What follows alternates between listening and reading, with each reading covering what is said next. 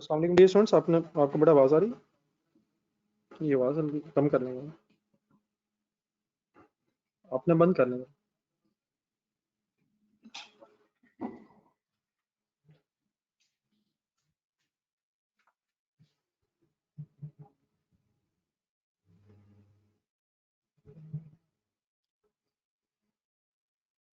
ये बेटा जो कल क्वेश्चन किया था, क्वेश्चन नंबर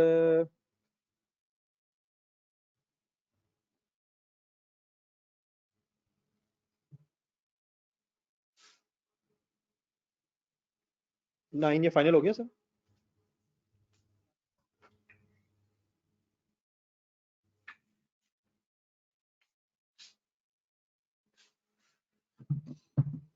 बेटा उमर यार, क्या बात कर रहे हो यार? उमर, वही मायूस कुन सवाल आते हैं यार। बस करो यार। और सर जी पहला साल है, 0.78 वाले एसेट का पहला साल है, तो 0.78 मिलियन का एसेट है, 45 मिलियन उसकी क्यूमुलेटेड एप्रिसिएशन कैसे हो सकती है?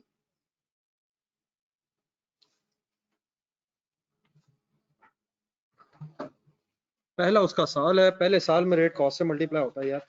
उमर क्या कर रहा है यार? कल आप आए क्यों नहीं?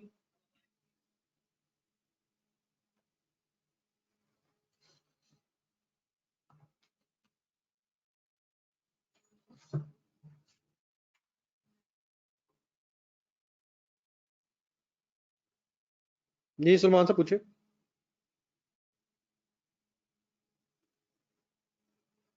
अच्छा साहब, क्या रिपीट कर रहे हैं सर? Point number 7। बैंक से एक लोन लिया है, उसमें बताएं क्या मसला?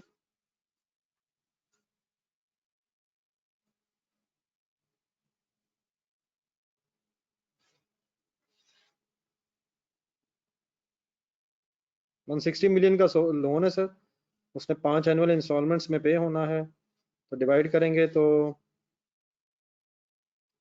32 मिलियन एक इंस्टॉलमेंट की अमाउंट बनती है। 32 मिलियन करंट लाइबिलिटीज में आएगा, बाकी 128 मिलियन नॉन करंट लाइबिलिटीज में आएगा। 9 मंथ्स हो गए हैं लोन लिए हुए। 6 महीने के जो इंटरेस्ट है वो ऑलरेडी रिकॉर्ड हो गया हुआ है पेमेंट बेसिस पे, 8 मिलियन। बाकी जो 3 महीने का इंटरेस्ट है उसने अक्रू होना, 4 मिलियन। इंटरेस्ट पेबल क्रेडिट होगा और इंटरेस्ट एक्सपेंस डेबिट होगा। ठीक है कैसे?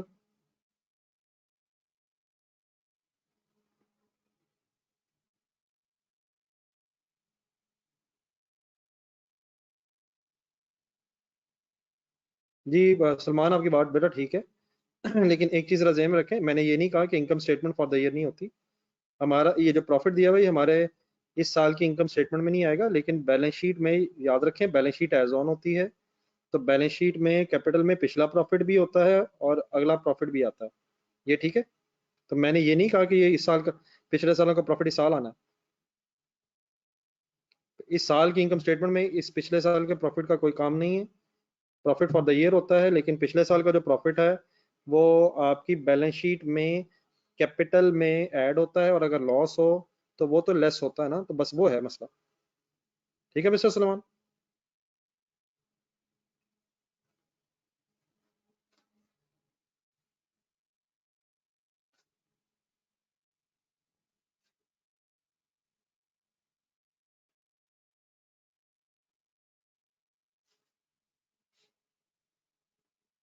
जी बेटा असद, एडवांस इनकम हरगिज कोई एसेट नहीं है। ये एडवांस इनकम हरगिज कोई एसेट वर्ड नहीं है। ये बिल्कुल आपका कोई टाइप ऑफ एसेट नहीं है। एडवांस इनकम कोई एसेट नहीं है। इनकम रिसीवेबल अगर हो तो वो एसेट होता है। एडवांस इनकम एक लाइबिलिटी का नाम है, और उसके लिए अनअर्न इनकम भी एक लाइबिलिटी है। उसका एक और नाम अनअर्न इनकम भी है। एडवांस इनकम कभी मैं ना इंशाल्लाह एसेट कहूंगा और ना ही आपने कहना। एडवांस इनकम कभी एसेट नहीं। एडवांस इनकम मतलब इनकम के पैसे एडवांस में आ गए हैं, ये लाइबिलिटी है। इनकम तभी बनेगी जब पैसे आप कमा लेंगे। तो आप भी कभी एसेट ना कहिएगा, और इंशाल्लाह मैं भी एडवांस इनकम को कभी एसेट नहीं कहूंगा। इनकम अगर रिसीवेबल हो तो एडवांस इनकम नहीं होती। इनकम रिसीवेबल का मतलब होता है इनकम कमा ली है। इनकम एडवांस में अगर है तो वो लाइबिलिटी है आपकी। जी सलमान, आप फाइनल है?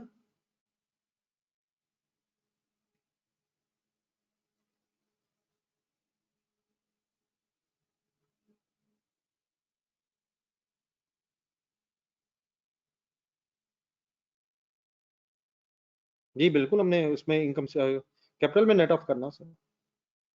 ये मैंने तो नहीं कहा कि उसे,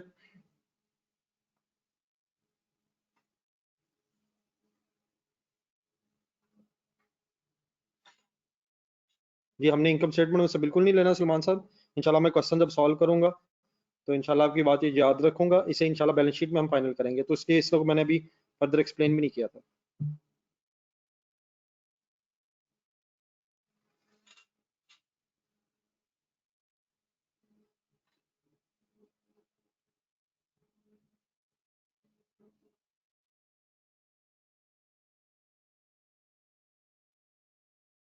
जी उमर बेटा, आप जिन चक्करों में पड़ जाते हैं, आपका आपके इन सवालों से अनफॉर्चुनेटली महसूस ये होता है कि बिल्कुल आप सही साथ साथ नहीं चल रहे। अब इस सवाल का क्या मीनिंग मैं समझूं?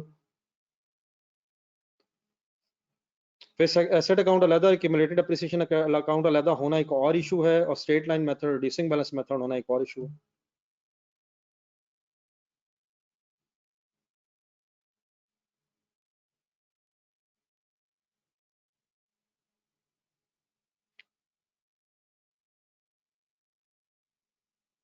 क्रेडिट टू डेटर अकाउंट का मतलब सर, वो डेटर अकाउंट में क्रेडिट होगी।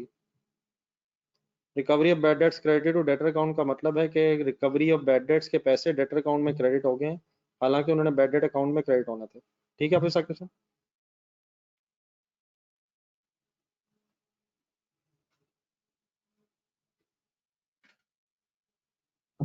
जी my dear, after this discussion मेरे ख्याल पिछले पॉइंट्स अब और नहीं है। काइंडली जरा पॉइंट नंबर 1 पे आ जाइएगा। कल क्वेश्चन नंबर 10 हमने पढ़ना शुरू कर दिया था, आइएगा जरा उसे इंशाल्लाह कंप्लीट करने की कोशिश करते हैं। जी सर जी, आप लोगों ने प्लीज पेज नंबर 43 पे जरूर आज, मुझे उम्मीद है कि आपने रिवीजन कर ली होगी। तो पॉइंट नंबर 1 से दोबारा शुरू करना जरा।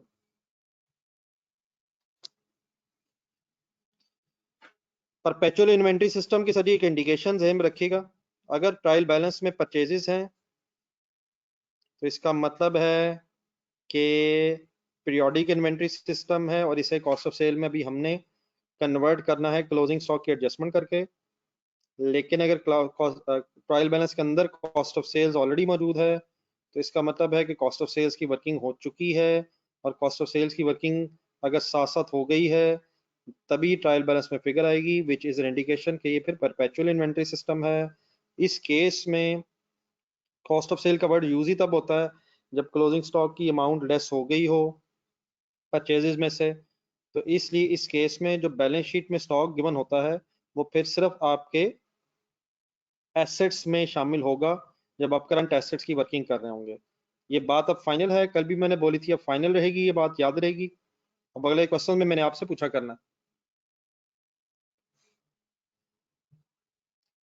चलें बेटा आए next, let's start the point number 1। During the physical inventory count carried out on 31 दिसंबर 2016, हर साल के एंड पे ये चेक किया जाता है कि इन्वेंट्री मीन स्टॉक एंड में कितना पड़ा है। उसका तरीका ये होता है कि चीज़ों को फिजिकली गिना जाता है जाके। मसलन फॉर एग्जांपल, अगर आपका कोई स्टोर रूम है तो साल का एंड जब आखिरी दिन आएगा तो आप साल के आखिरी दिन में अपने स्टोर रूम में जाएंगे और देखेंगे किस चीज़ की कितनी कितनी आइटम, कौन कौन से स्टॉक की चीज़ें पड़ी हैं। तो इस चीज़ को कहते हैं फिजिकल इन्वेंट्री काउंट। और समटाइम्स उन चीज़ों को देख के भी फिर पता चलता है कि कुछ चीज़ें कम हैं या ज़्यादा हैं, तो अकॉर्डिंगली फिर उनका भी ट्रीटमेंट किया जाता है। तो अब इस स्टोरी को ज़हन में रख के फॉलोइंग मैटर्स वर डिस्कवर्ड। एक एक बात तसल्ली से आराम आराम से सुननी है, कुछ चीज़ें नहीं आएंगी, उनको हम फाइनल करते हैं। सबसे पहले कहता है इन्वेंट्री शॉर्टेजेस, इन्वेंट्री में कमी amounting to ₹2 million which is considered to be normal. इसको जरा अंडरलाइन कीजिएगा but. Goods costing 15 million were damaged in fire. दो चीजों का पता चला, इन्वेंट्री शॉर्टेजेस हुई हैं। 2 million को वो कहता है कि आप इस शॉर्टेज को नॉर्मल कंसिडर करें, और बाद में फिर वो कहता है गुड्स में 15 million की जो कमी है वो फायर की वजह से डैमेज हुई है गुड्स, और उनकी अब कोई वैल्यू नहीं है। इट मीन्स वो टोटल लॉस है। हमने बेटा कुछ अर्से से पहले जब पेज नंबर 43 पढ़ा था इन्वेंट्रीज में, तो मैंने आपसे कहा था कि अभी आप लॉसेस को नॉर्मल अब नॉर्मल वर्ड बनाने की बजाय सिर्फ बाय नेम ऑफ लॉस याद रखा करें। लेकिन आज बेटा वो स्टेज आ गई है कि थोड़ा सा हमें जरा आइडिया होना चाहिए नॉर्मल लॉस एंड अब लॉस का। तो डेफिनेटली ये चीज जो अभी इस वक्त मैं डिस्कस करूंगा, वैसे तो ये अभी आपके सिलेबस का उस डिटेल में पार्ट नहीं है, लेकिन जो थोड़ा सा आपको बस आइडिया होना चाहिए वो मैं बताऊंगा। एक रजिस्टर में जहां पे हैं एक हेडिंग लिखें types of losses.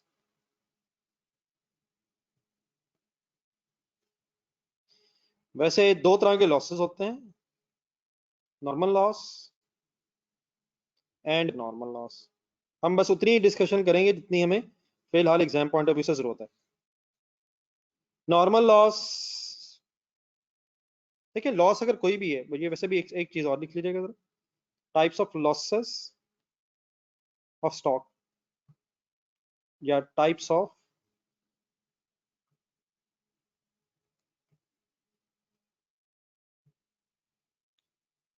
Goods loss.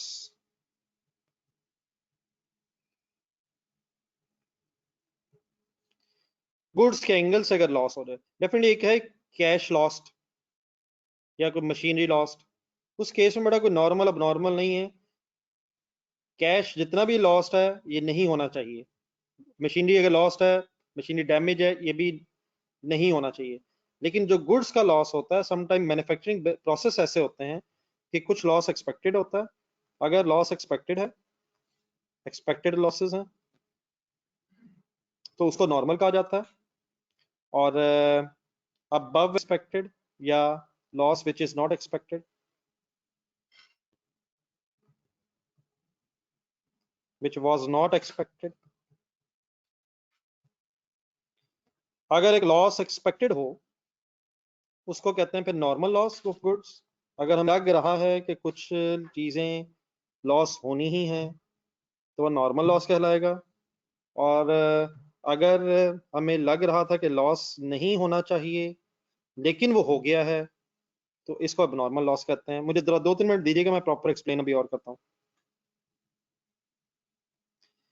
अगर लॉस होना ही है, हम उसे कुछ नहीं कर सकते, एक्सपेक्टेड है, होना ही है, अनअवॉइडेबल है, तो वह नॉर्मल लॉस है।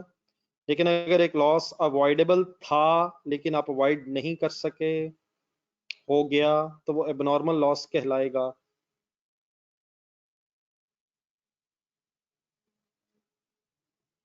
गुड्स के एंगल से अगर ये डिस्कशन कंटिन्यू रखूं तो इसका बेटा मीनिंग ये होगा, फॉर एग्जांपल देखिए समटाइम मैन्युफैक्चरिंग प्रोसेस में जब चीज़ें आप बल्कि इससे पहले मेरा ख्याल है मैन्युफैक्चरिंग प्रोसेस के अलावा के बजाय अगर हम अपने एग्जाम सिचुएशन पे ये ज़रा चीज़ अप्लाई करें, बात छोटी सी एक समझने के हवाले से। देखिए फॉर एग्जांपल ये जो सीए के एग्जाम्स हैं, इनमें अभी आप लोगों को वैसे उस तरह से पेपर बेस का आइडिया तो नहीं है, लेकिन कुछ ना कुछ आप इर्द गिर्द सुन के या आपको आइडिया होना शुरू हो गया होगा।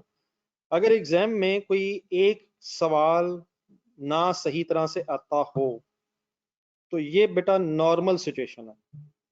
यानी कि फॉर एग्जांपल अगर 7 सवाल हैं, उनमें से कोई एक आध सवाल अगर सही तरह से ना आता हो तो इतना तो एक्सपेक्टेड है कि एग्जामिनर जानबूझ के कोई एक आध सवाल ऐसा जरूर बनाता है कि जो अबव एवरेज बच्चों से ही अटेम्प्ट हो, जिनकी बहुत ज्यादा अच्छी तैयारी हो। तो अगर एक आध सवाल फॉर एग्जांपल पेपर में ना आता हो तो ये तो फिर उस सवाल का एक नॉर्मल सा लॉस हो जाएगा। लेकिन अगर कोई मेरे जैसा स्टूडेंट है जिसने पढ़ा ही नहीं है, तो उसके लिए तो शायद सारा ही फिर लॉस नॉर्मल होगा, सारे सवाल नहीं आते। लेकिन ऐप जैसे लोगों के लेवल पे अगर फॉर एग्जांपल अच्छी तैयारी के बावजूद 2 सवाल नहीं आते, तो फिर हम इस तरह से कह सकते हैं कि एक सवाल का लॉस तो नॉर्मल है, लेकिन वो जो दूसरा सवाल है वो शायद एक एबनॉर्मल सिचुएशन बन गई है। इन अदर वर्ड्स, फर्ज करें अगर बिजनेस एंगल सोचें, अगर आपने गुड्स खरीदी हैं और आपको आइडिया है पहले ही बिजनेस के हवाले से कि कुछ ना कुछ चीज़ें खराब निकल ही आती हैं, तो जित फॉर एग्जांपल अगर 2% आपको एक्सपेक्टेड है कि खराब निकल ही आती हैं, तो 2% तक तो नॉर्मल होगा। लेकिन अगर 4% चीज़ें खराब निकल आई तो जो 2% एक्स्ट्रा निकल आई वो फिर एबनॉर्मल लॉस हो जाएगा। ठीक है। अब अगर फॉर एग्जांपल आपको लॉस एक्सपेक्टेड ही नहीं था, एक सिनेरियो हो सकता है कि आपका बिजनेस में जो चीज़ें परचेज होती हैं उसमें कोई ख़राब चीज़ नहीं निकलती, तो इस केस में फिर जीरो नॉर्मल लॉस। लेकिन अगर एक भी चीज़ खराब निकल आई तो उस केस में फिर वो जो एक चीज भी खराब निकले वो abnormal कहलाएगी।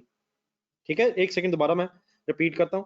फॉर एग्जाम्पल, अगर हमारा ये हमारी ये एक्सपेक्टेशन हो कि लॉस होगा ही नहीं, लेकिन अगर 1% भी उस केस में हो जाए तो वो एबनॉर्मल होगा। अगर होगा ही नहीं, हमें उम्मीद थी, लेकिन 1% भी हो जाए तो एबनॉर्मल है। लेकिन अगर एक्सपेक्टेड था कि 5% लॉस होगा, लेकिन 7% लॉस हो जाए, तो फिर 5% तो नॉर्मल है, लेकिन अबव नॉर्मल जो 2% हो गया, that is considered as abnormal loss. कुछ क्लियर है यहाँ तक वर्ड्स?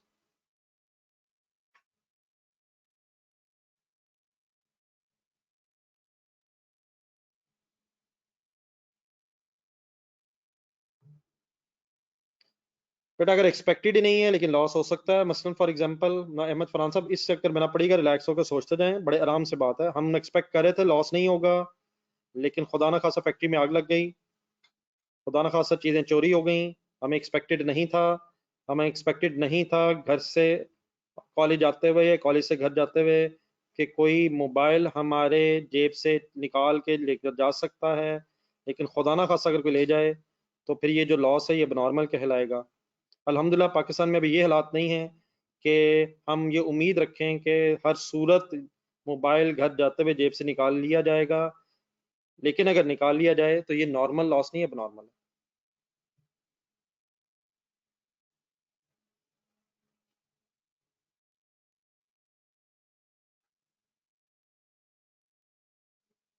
ये बिल्कुल ठीक है।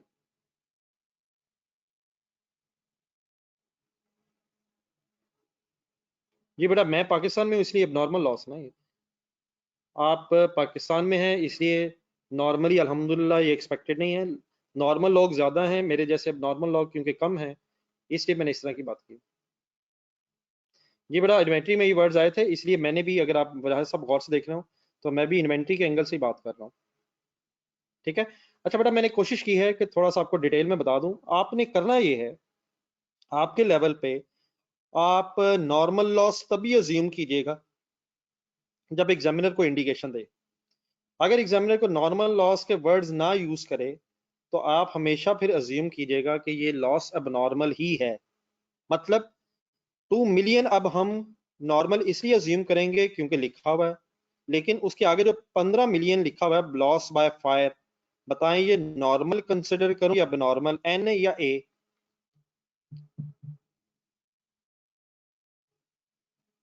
ये बिल्कुल ठीक है सर। ये अनस साहब प्लीज, मैंने ये नहीं कहा जो आप कह रहे हैं, आपके अलावा अल्लाह का शुक्र है सबको ठीक सुना है। जी मिस्टर उसामा, ऐसी बात नहीं की मैंने।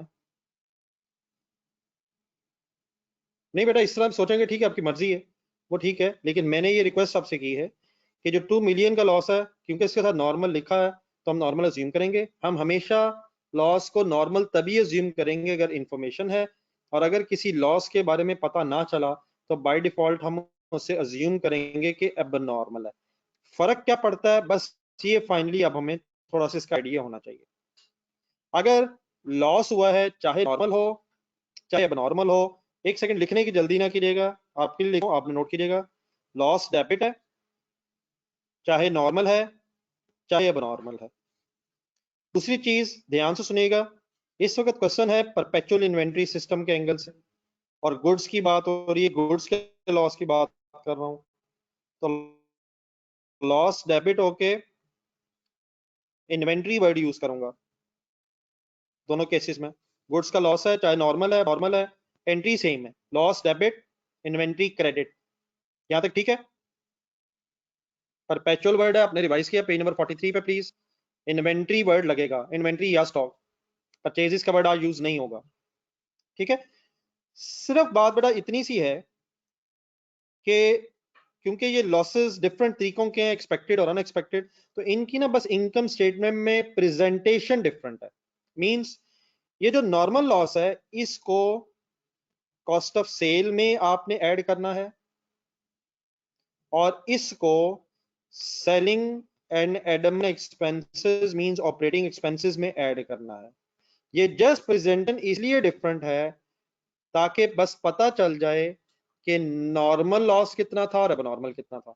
ठीक है। तो एग्जाम पॉइंट ऑफ व्यू से the only thing that is to be remembered is कि नॉर्मल लॉस अगर है तो उसने कॉस्ट ऑफ सेल में ऐड होना है और इन्वेंट्री में से लेस होना है, और एबनॉर्मल लॉस अगर है तो उसने ग्रॉस प्रॉफिट की कैलकुलेशन के बाद इन अदर इनकम लिखने के बाद सेलिंग एंड एडमिन एक्सपेंसेस में रिकॉर्ड होना है। लॉस अगर है होना उसने डेबिट है, इनकम स्टेटमेंट में जाना है, और प्रेजेंटेशन में बस फर्क क्या है कि कॉस्ट ऑफ सेल में नॉर्मल लॉस अगर है, और अगर नॉर्मल लॉस है तो उसने एडमिन एंड सेलिंग एक्सपेंसेस में, ताकि फर्क बस पता चलता रहे। मशीन का अगर लॉस है मिस्टर शिराज, मशीन का अगर लॉस है तो वो डिस्पोजल है, डिस्पोजल का लॉस ऑपरेटिंग एक्सपेंसेस में आएगा, और अगर डिस्पोजल का गेन है तो वो अदर इनकम में आएगा। उस केस में मैंने आपसे पहले रिक्वेस्ट की है, बात प्लीज सुना करें, ये गुड्स के लॉस की बात हो रही है, मशीन के लॉस की बात नहीं हो रही है। ये हसन साहब लॉस अल्लाह का शुक्र एक्सपेंस है। तो लॉस अगर गुड्स का है तो loss debit, perpetual inventory system अगर है तो इन्वेंट्री क्रेडिट। मैंने फिगर साथ लिख दी हैं। ओनली डिफरेंस है कि जब हम वर्किंग करेंगे तो 2 मिलियन का लॉस कॉस्ट ऑफ सेल में लिखेंगे, और 15 मिलियन का लॉस आप मुझे इंशाल्लाह याद करवा देंगे तो मैं आपको सेलिंग एंड एडमिन एक्सपेंसेस में लिख दूंगा।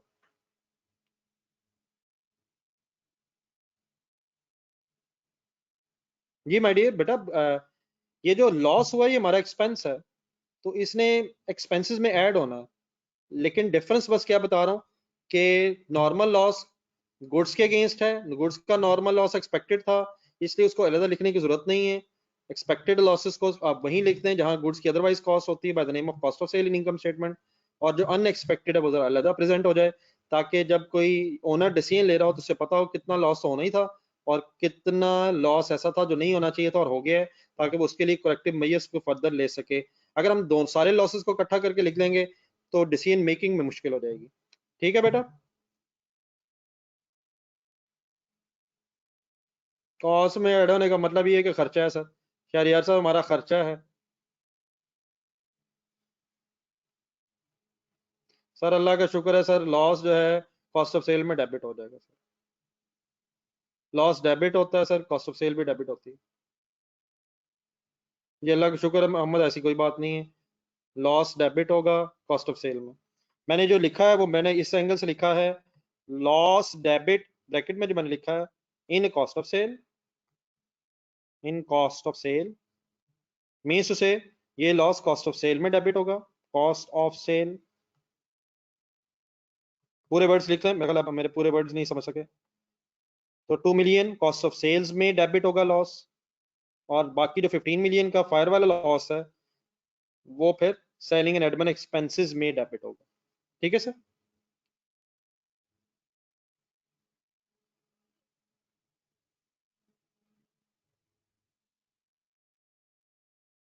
बेटा राशिद काइंडली, मेरा ख्याल है कोई ऐसी साइंस की जरूरत नहीं थी, अगर मेरी आप बात सुनते तो मैं वही कर रहा हूँ।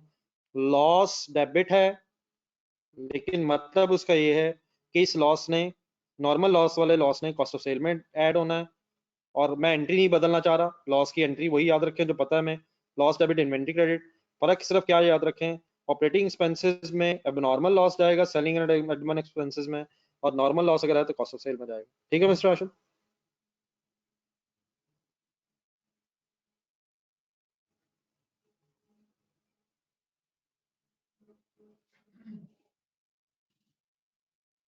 जी अहमद फरहान बेटा, ये आपको किसने कहा कि मैंने नॉर्मल लॉस की एंट्री पीरियोडिक इन्वेंट्री सिस्टम में बताई है? ये बेटा आपने खुद अज्यूम किया, मैंने अभी इस समय कोई बात नहीं की। मैंने नॉर्मल लॉस के केस में भी बात ही नहीं की है। मैंने आपको पीरियोडिक इन्वेंट्री के सिस्टम के हवाले से बात नहीं की है। मैंने आपको परपेचुअल इन्वेंट्री सिस्टम के हवाले से फिलहाल डिस्कशन की है। मैं इन्वेंट्री वर्ड लगा रहा हूँ, आप अपनी तरफ से अज्यूम कर रहे हैं, मैंने हरगिज ये बात अभी नहीं की।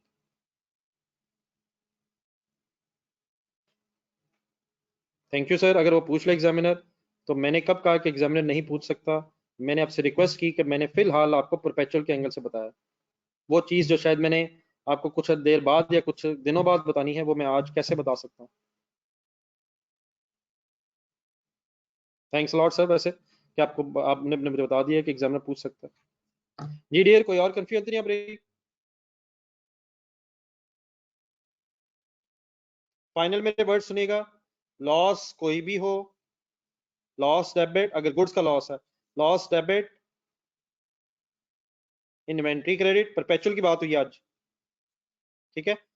फर्क क्या है, नॉर्मल लॉस अगर है तो लॉस जो डेबिट आपने किया कॉस्ट ऑफ सेल में ऐड हो जाएगा, और अगर नॉर्मल लॉस है तो selling and operating, selling and expenses में रिकॉर्ड हो जाएगा। आप लोग इस तरह करें, ये आपने डेफिनेटली नोट कर लिया होगा, लेकिन अब मैंने क्योंकि ये 2 और 2, ये आप चलें, आप अपना रजिस्टर में 2 पेजेस छोड़ के जरा वर्किंग्स में जाएं, उसमें फिर ये दोबारा एंट्रीज लिख लेते हैं। स्पीड अप हो जाए, लॉस 2 मिलियन, इन्वेंट्री क्रेडिट, साथ क्वेश्चन सॉल्व करना शुरू करें, काफी तमीद बांध ली हमने, लेकिन लॉस के साथ मेंशन कर लिया करेंगे अब हम कि नॉर्मल, अब नॉर्मल की बात जरा क्लियर हो जाए। तो ये loss 2 million cost of sale में, मैं दोबारा अब इसलिए लिख रहा हूँ कि अब आप अपने क्वेश्चन का पार्ट बनाई सकते।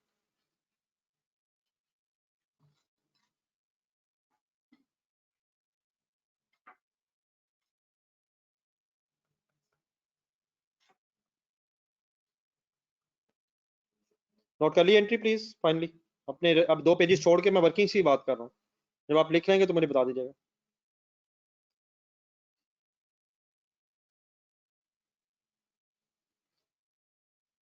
स्पीड अप होना है।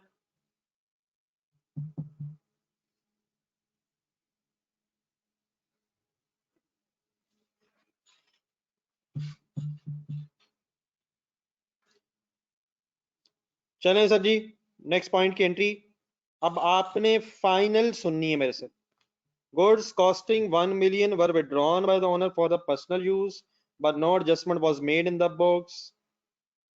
Drawings हैं, लेकिन my dear perpetual inventory system है, आज वर्ड्स का फर्क रहेगा।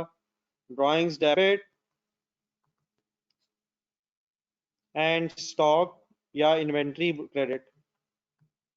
स्टॉक 12 इन्वेंट्री के लिए वर्ड है 1 मिलियन, और एक छोटी चीज रिवाइज जरूर कीजिएगा, एक चीज वर्ड जरा अंडरलाइन करें, इस तरह की चीजें पढ़ा करें जरा कंसंट्रेशन से। गुड्स कॉस्टिंग, तो ड्राइंग्स जो हैं कॉस्ट पे ही रिकॉर्ड होती हैं, आपने प्लीज कल रिवाइज किया है तो हमें कोई इशू नहीं है, ये कॉस्ट पे ही एंट्री करनी चाहिए थी। अगर ये सेलिंग प्राइस दी होती तो हमें को मार्कअप मार्जिन ढूंढना पड़ना था। डन है sir, drawings debit inventory credit,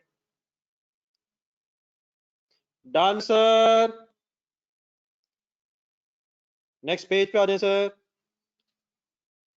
goods on credit for rupees 7 million were returned but have not been accounted for.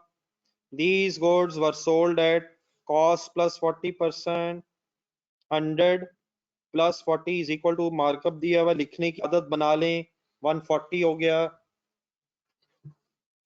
इस तरह का बेटा एक पॉइंट क्वेश्चन नंबर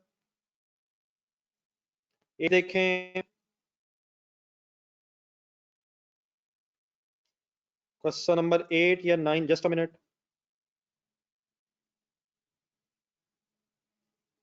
इस तरह का बेटा पॉइंट नंबर 3 में भी आया था, क्लोजिंग इन्वेंट्री दी हुई थी और उसमें लिखा था goods costing return but not debt accounted for, sale returns की बात हो रही थी और उसमें मार्कअप दिया हुआ था, बल्कि एक क्वेश्चन नंबर 9 में भी आया ये। क्वेश्चन नंबर 9 देखें कहीं, एक मिनट रिवाइज करें, छोड़ दे, मुझे पता है आपको आता है।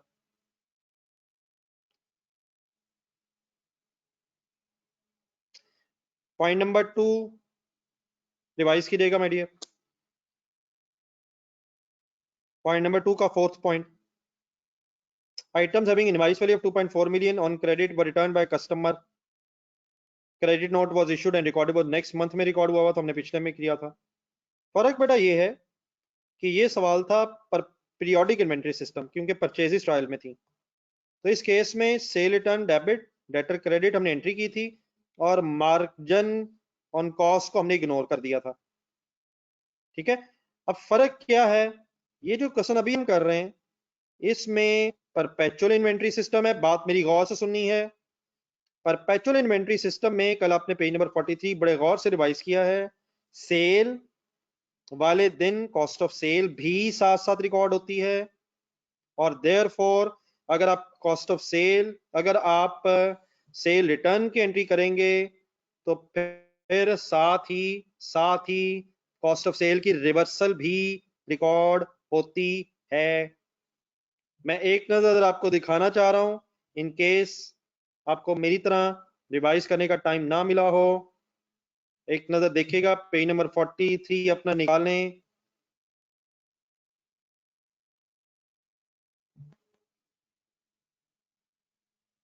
जीडीएस परपेचुअल सिस्टम की बात हो रही है। जब सेल होती है तो कॉस्ट ऑफ सेल डेबिट और इन्वेंट्री क्रेडिट भी करते हैं, और अगर सेल रिटर्न हो जाए तो सेल की एंट्री की रिवर्सल के साथ साथ फिर कॉस्ट ऑफ सेल वाली एंट्री भी रिवर्स होती है। लेकिन अगर पीरियोडिक इन्वेंट्री सिस्टम है तो कॉस्ट ऑफ सेल साथ रिकॉर्ड नहीं होती, देयरफॉर रिटर्न्स होती हैं तो साथ ही रिवर्स करने की जरूरत नहीं पड़ती, वो फिर एंड में एक ही दफा net cost of sale record हो जाती है। देयरफॉर मेरे फाइनल वर्ड सुन लीजिएगा, फिर अगर कोई कंफ्यूजन रह जाए तो मुझे रिस्पॉन्ड कीजिएगा काइंडली। मैं करूंगा अब ये कि goods sold for ₹7 million not जो काउंटेड फॉर है उनकी बेस पे सेल रिटर्न्स की एंट्री याद रखें, सेल और सेल रिटर्न की एंट्री सेल प्राइस पे ही होती है। क्रेडिट सेल है तो sale return debit, debtor credit 7 million. और क्योंकि अब पीरियोडिक इन्वेंटरी सिस्टम नहीं है, परपेचुअल है, देयरफॉर अब इन गुड्स की मुझे कॉस्ट आउट करनी है। कैसे करूं?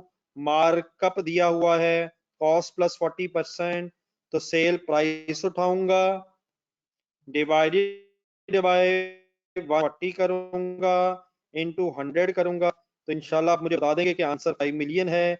और इसकी बेस पे मैं कॉस्ट ऑफ सेल रिवर्स करूंगा, तो स्टॉक बढ़ क्यों जाएगा? क्योंकि वापस आ गया है बट एट कॉस्ट, और therefore inventory debit and cost cell credit. अब ये जो स्टेज आ गई है जिस जगह हम खड़े हैं, आपने रिवाइज अगर करनी चीजें मेरे साथ साथ, तो यकीनन मुश्किल तो है, इंशाल्लाह इम्पॉसिबल नहीं है, लिख लें।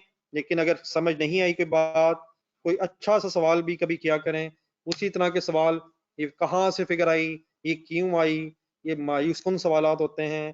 प्लीज बहरहाल जो भी मसले हैं पूछ लिया करें यार। एनी कंफ्यूजन लिख के जरा नोट कर, एन का मैसेज कर दीजिएगा अगर कंफ्यूजन नहीं है तो।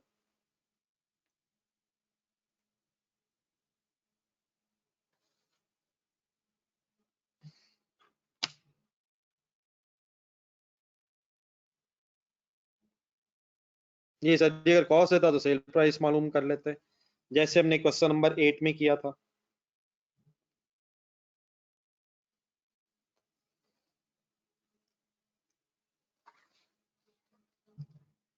जी डियर, पॉइंट नंबर 2 अगर हमारा ठीक ना हो सका तो मायूसी काफी ज्यादा मुझे होगी, शायद अपने आप पे, कि शायद मैं बता ही सही नहीं सका।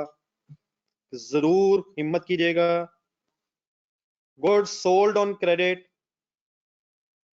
At a trade discount of 5% recorded at gross amount. Gross amount का मतलब है टोटल अमाउंट, और नेट अमाउंट का मतलब होता है आफ्टर डिस्काउंट अमाउंट।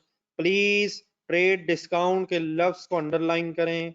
बताएं क्या ट्रेड डिस्काउंट सेल करते वक्त नेट हो जाएगी या ग्रॉस ही रहेगी?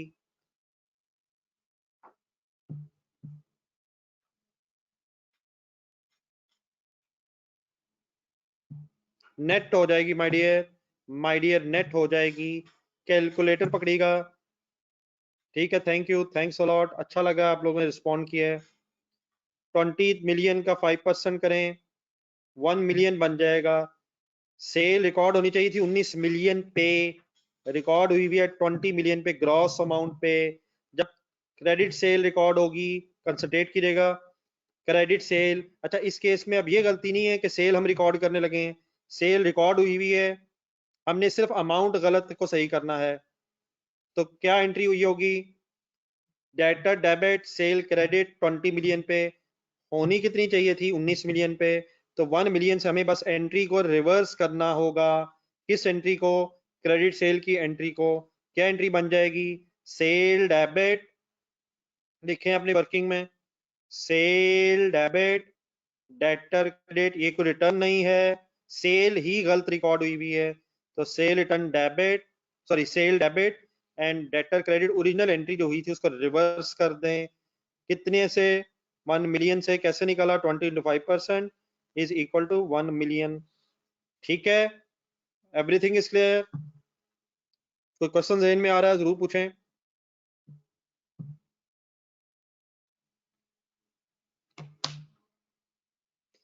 सेल रिकॉर्ड हुई भी थी, ऑब्वियसली कॉस्ट ऑफ सेल भी पहले रिकॉर्ड हुई होगी, लेकिन 20 मिलियन से सेल रिकॉर्ड हुई भी है, तो 1 मिलियन से हमें सेल की एंट्री मिस्टर उमर रिवर्स करनी होगी। 20 मिलियन पे है, 19 पे होनी चाहिए थी, 1 मिलियन ज्यादा रिकॉर्ड है ग्रॉस, हालांकि 1% ट्रेड डिस्काउंट है। डन है सर? ट्रेड डिस्काउंट हमेशा नेट हो जाती है।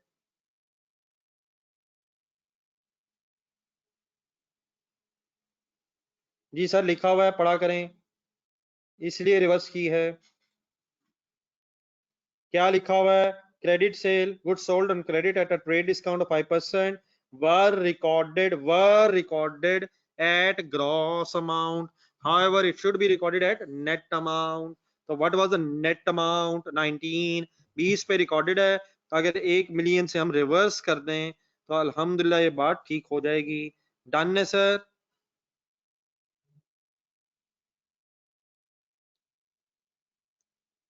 माय डियर, अगर पॉइंट नंबर 3 मुझे ना बताया जा सका तो ये भी मैं अज्यूम करूंगा कि शायद मैं सही नहीं पढ़ा सका। प्लीज सही बताने की कोशिश कीजिएगा, शायद कभी कभी मुझे भी मोटिवेशन चाहिए कि बच्चे सही जा रहे हैं। 2 million were recovered in full and final settlement of an old outstanding balance of 3 million which had been written off last year। 2 million recover हो गया है लास्ट ईयर में, 3 मिलियन को 3 मिलियन का बैलेंस था जिसे लास्ट ईयर में right of कर दिया गया है, हैड बीन। तो 3 मिलियन का पिछले साल में एक्सपेंस रिकॉर्ड हो चुका है, 2 मिलियन रिकवर हो गया, ऑब्वियसली 1 मिलियन का अभी भी एक्सपेंस है, लेकिन जो 2 मिलियन मिला है once again credited to debtor account, debtor account में क्रेडिट हो गया है। मुझे लग रहा है कि ये पॉइंट रिवाइज हो रहा है, रिपीट हो रहा है, एग्जामिनर को बड़ा पसंद है, रिपीट करता रहता है वो ये पॉइंट। क्या गलती है? पैसे राइट ऑफ के बाद मिले हैं, डेटर क्रेडिट नहीं होना चाहिए था, बैड डेट्स क्रेडिट होने चाहिए थे। मिस्टर कामरान, बात आपने ठीक की है, रिक्वायर्ड एंट्री, लेकिन मेरा ख्याल है कि अब हम बड़े हो गए हैं, जब चीजें रिपीट हो रही हों तो मेरा ख्याल है विदाउट वेस्टिंग टाइम के रिक्वायर्ड पोस्टेड एंट्री क्या है हम स्ट्रेट वे रेक्टिफाइंग बना सकते हैं। जी मिस्टर कामरान, आप खास तौर पर रिस्पॉन्ड कीजिएगा, as well as mister Asad, कि एंट्री ऐसे नहीं हो सकती, डेटर डेबिट कर दें क्योंकि गलत क्रेडिट है, और उसकी जगह बैड डेट्स को क्रेडिट कर दें। Debtor debit, bad debts credit by how much? By 2 million. यकीनन पैसे राइट ऑफ किए थे 3, लेकिन मिले हैं 2, देयरफॉर 1 मिलियन का अभी भी एक्सपेंस नेट करके रह जाएगा जो पिछले सालों में रिकॉर्ड हुआ है। ठीक है सर, मैंने कुछ लोगों के नाम बोले थे, खासतौर पर रिस्पॉन्ड कर दीजिएगा जरा। Okay done.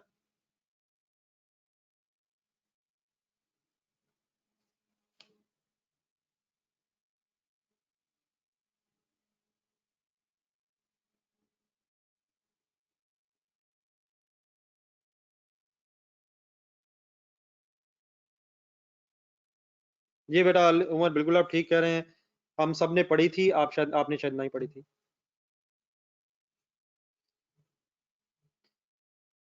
जी डियर, ओके सर।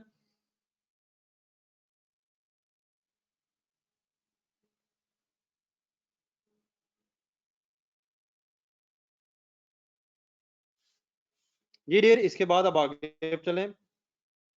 कुछ पॉइंट्स अब ऐसे आ रहे हैं बेटा जो आप कर सकते हैं यार, सब कुछ पढ़ लें, बताएं पॉइंट नंबर 4 का फिलहाल क्या करूं, फिलहाल कुछ करें या अभी फिलहाल इग्नोर करके आगे चलें। अब आप भी ये चीजें याद रखने की कोशिश करें, अलाउंस बनाना है, एंड पे करेंगे इंशाल्लाह, छोड़ दें। जी माय डियर, मुझे लग रहा है कि पॉइंट नंबर 5 भी मैक्सिमम रिपीट होगा, आपने मेरे साथ एक भरपूर कोशिश करनी है। आए, इस तरह की चीजें भी अब आपके जहन में सही सेट होनी चाहिए। मिसलिनियस इनकम का बेटा मीनिंग हो जाएगा अदर इनकम, मिसलिनियस इनकम, छोटी छोटी कुछ इनकम्स इकट्ठी हो गई।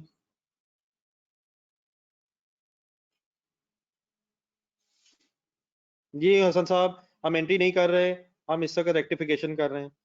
उसने हमें ये नहीं बताया कि कैश डेबिट होने में मसला है, उसने ये बताया है कि क्रेडिट होने में मसला है। देयरफॉर हमने जो अमाउंट गलत क्रेडिट हुई है उसको डेबिट करके जिस हेड को होना चाहिए था वो हमने कर लिया। डेबिट्स में इशू नहीं था, क्रेडिट्स में इशू था। मिसलेनियस इनकम बेटा simply other income. Include sometime बड़ा इंपॉर्टेंट वर्ड हो जाता है। 12 मिलियन इंक्लूड है received against an annual maintenance contract expiring on, समझने की कोशिश कीजिएगा सर। एनुअल साल को कहते हैं सालाना। ये कॉन्ट्रैक्ट जो है एक्सपायर हो रहा है, सालाना कॉन्ट्रैक्ट 30 अप्रैल 17 को। फाइनली बातें सर ऐसा सब एक टाइमलाइन आपके सामने बनाना चाह रहा हूं। हमारा जो अकाउंटिंग ईयर है ये स्टार्ट हो रहा है 1 जनवरी 16 पे, देयरफॉर एंड हो जाएगा 31 दिसंबर 16 पे। वो कहता है ये कोई एनुअल मेंटेनेंस का कॉन्ट्रैक्ट था, अमाउंट रिसीव हुई थी, ये इनकम है हमारी, पैसे मिले हमें, हमने कुछ सर्विसेज देनी होंगी, एनुअल मेंटेनेंस सर्विसेज का हमारा कॉन्ट्रैक्ट है, पैसे मिल रहे हैं, इनकम बनेगी। ये कॉन्ट्रैक्ट एक्सपायर होना है अगले साल 4 महीने बाद 30 अप्रैल 17। लेकिन एनुअल वर्ड लिखा हुआ है तो इसका मतलब ये एक साल का कॉन्ट्रैक्ट था, और अगर ये 30 अप्रैल 17 पे एंड हो रहा है, एक्सपायर हो रहा है, खत्म हो रहा है, तो ये कॉन्ट्रैक्ट हुआ होगा गिने सही 1 मई पे हमारे वाले साल में। तो यहां से लेके यहां तक के पैसे miscellaneous income include 12 million received against an annual maintenance contract। एक एनुअल मेंटेनेंस कॉन्ट्रैक्ट के अगेंस्ट हमें 12 मिलियन मिल चुका है। वो 12 मिलियन जो रिसीव हुआ है वो हमने इनकम में रिकॉर्ड कर लिया है। आप बताएंगे कोई इशू है इसमें?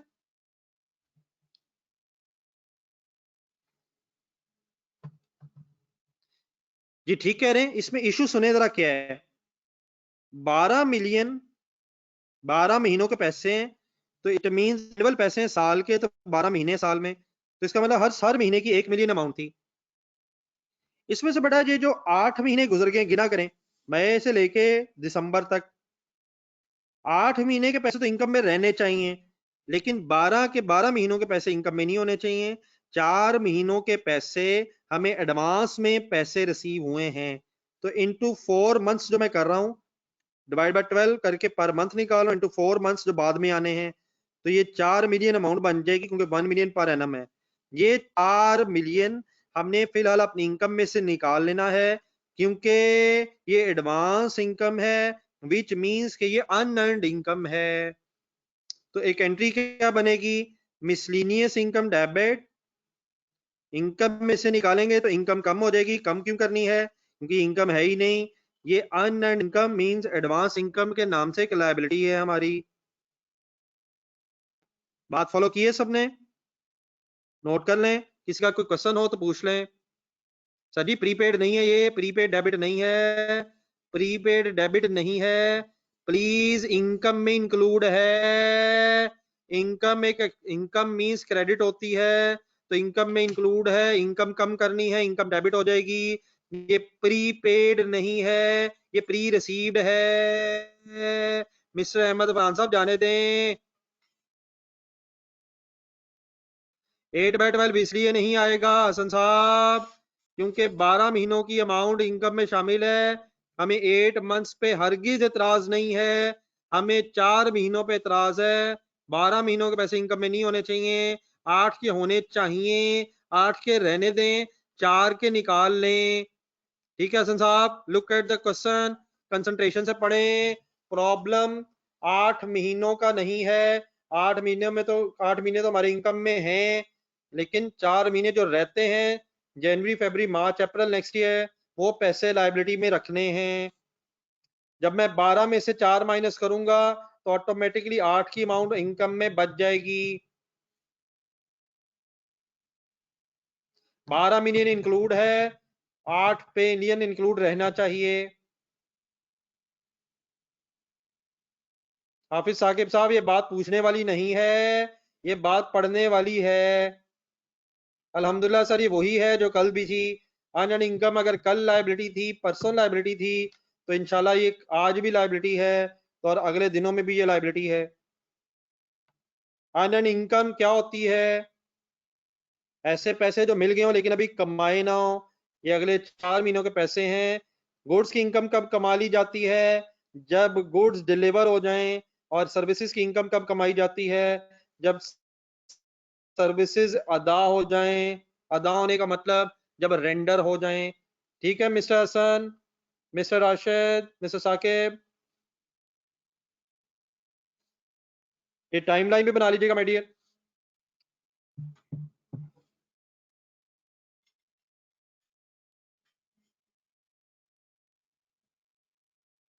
राशिद साहब प्लीज, एग्जांपल गिवन है, ना बनाएं ना बनाएं, खुदा के लिए ना बनाएं। क्वेश्चन में डेटा दिया होता है, उसको अप्लाई करें। अगर एनिमल ना बताया होता हमें क्या पता चलता है 1 साल के पैसे हैं या 2 महीनों के पैसे हैं? प्लीज, क्वेश्चन में डेटा गिवन है, जब नहीं होगा देख लेंगे। प्लीज जो गिवन है पहले उसको समझ लें। जी माय डियर, कोई और इशू?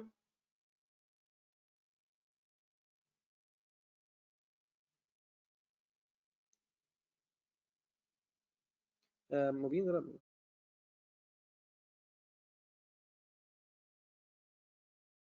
जी dear, next point sir, next point में आइएगा सर।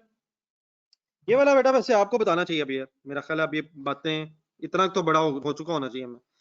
एनुअल रेंट, ये बड़ी याद रखिए, अब एनुअल सालाना रेंट 12 महीनों का, amount rupees 24 million was paid in advance. अब ये पेड इन एडवांस है on 1 October 16 and charge as an expense. Charge as an expense means debited as an expense. Problem क्या है? 31 दिसंबर हमारा ईयर एंड है। यकीनन जब ये पैसे दिए गए थे तो 1 अक्टूबर पे सारे पैसे एडवांस में थे। अगर ये एनुअल पैसे हैं जो एडवांस में हैं तो 30 सितंबर 17 गिना करें। 3 महीने हमारे वाले साल में और 9 मंथ्स अगले वाले साल में आएंगे। क्या आपको पता है जब 31 दिसंबर 16 की डेट आएगी, साल की गुजरने की डेट आएगी, तो 3 महीने तो एक्सपेंस में रहने चाहिए, लेकिन बाकी 9 मंथ्स जो बाद में आने हैं वो अमाउंट हमारी प्री पेड है, ये एसेट है, हमने पहले पैसे दे दिए हैं। आप बताएं, 3 मंथ्स पे इतराज है? नहीं नहीं, प्लीज पहले एक चीज बताएं, 3 मंथ्स पे इतराज है या 9 मंथ्स पे इतराज है मिस्टर हसन वगैरह वगैरह? अब इस केस में 3 मंथ्स पे इतराज नहीं है। 3 मंथ्स की अमाउंट तो इनकम में रहनी चाहिए। 3 मंथ्स की अमाउंट तो बेटा इनकम में रहनी चाहिए। हमारा एतराज होगा जो अमाउंट अभी बाद में आनी है, बाद के महीनों से रिलेटेड है। तो बाद वाली जो अमाउंट है वो एक्सपेंसेस में चार्ज नहीं होनी चाहिए, वो फिलहाल अगले साल के एक्सपेंसेस में जाने की वजह से फिलहाल एसेट्स में होनी चाहिए। ठीक है,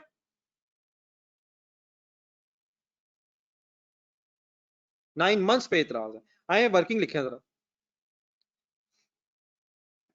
24 मिलियन बड़ा अमाउंट है, डिवाइड बाय 12 करके क्या किया मैंने, पर मंथ निकाल लिया और मल्टीप्लाइड बाय 9, 18 मिलियन की अमाउंट बन गई।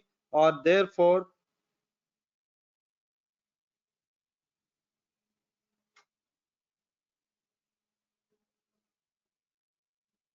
नहीं सर, मैं तो इंशाल्लाह नेक्स्ट ईयर अगर अगर नेक्स्ट ईयर की वर्किंग करनी होगी तो यकीनन फिर हम इसे एक्सपेंसेस में लिखेंगे, लेकिन वो क्यों करनी नहीं है तो फिलहाल हम इसे बैलेंस शीट में लिख लेंगे। तो prepaid asset debit, prepaid rent debit, prepaid rent कह लें या एडवांस रेंट एक्सपेंस के तौर पे, advance rent expense debit and expense credit.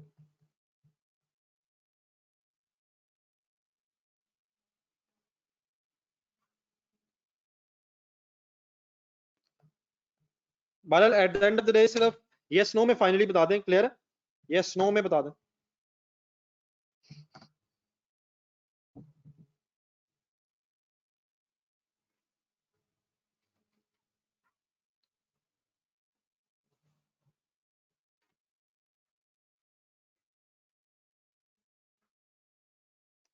Ji dear, उसके बाद आगे चलें।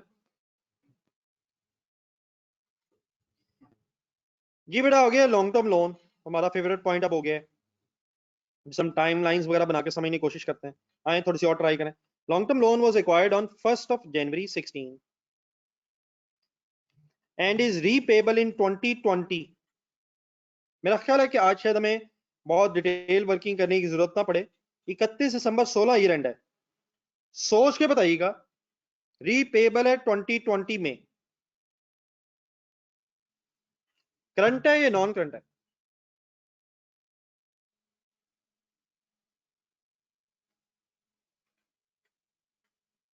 पढ़ के सर, मैंने क्वेश्चन पढ़ा, मुझे पता चल गया। लिखा हुआ है paid on 1 October, annual paid on 1 October in advance. तो अगर 1 अक्टूबर को एडवांस में पे हुआ है तो अहमद फरहान साहब, मुझे पढ़ के पता चल गया कि ये 30 सितंबर अगले साल तक का। जी अहमद फरहान साहब, ठीक है जी, ठीक है बेटा, नॉन करंट जस्ट एक मिनट, मुझे लाइन पढ़ के पता चला। जी डियर, सारा का सारा बैलेंस नॉन करंट है, क्योंकि अगर हम 16 के एंड पे खड़े हैं तो 17 में अगर पैसे को देने होते तो वो तो करंट होते, लेकिन क्योंकि इस रीपेबल है ही 2020 में वापस करना है और 16 के एंड पे खड़े हैं तो एक साल के बाद क्योंकि वापस करना है, तो ये अमाउंट 100% नॉन करंट लायबिलिटीज में आएगी। Interest thereon is due, interest लेकिन सेमी एनुअली का मतलब 6 महीने बाद देना है, ऑन 1 अगस्त एंड 1 फरवरी। मुझे गौर से देख के आपने वो पहली अमाउंट बतानी, पहली डेट सॉरी बतानी है जिस डेट पे पहला इंटरेस्ट ड्यू होगा। सोच के सही डेट, ईयर भी, पूरी डेट, ईयर भी।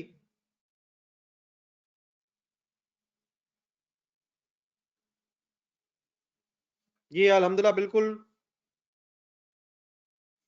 बिल्कुल सही एफर्ट है, सवाए मोहम्मद उस्मान साहब के और मोहम्मद और शिराज साहब के। शिराज साहब 1 फरवरी को तो लोन लिया है, क्या उसी दिन इंटरेस्ट दे देना? पहला इंटरेस्ट भी उसी दिन दे देना। 1 अगस्त 16 बेटा बनेगी, बात ठीक है आपकी, 1 अगस्त 16। लेकिन बेटा 1 अगस्त 16 जो है ना, हमारे वाले साल में डेट आ रही है, हमारे वाले साल में डेट आ रही है। और नेक्स्ट सेंटेंस पढ़ें, interest is charge to expenses at the time of payment. Calculator पकड़िएगा जरा।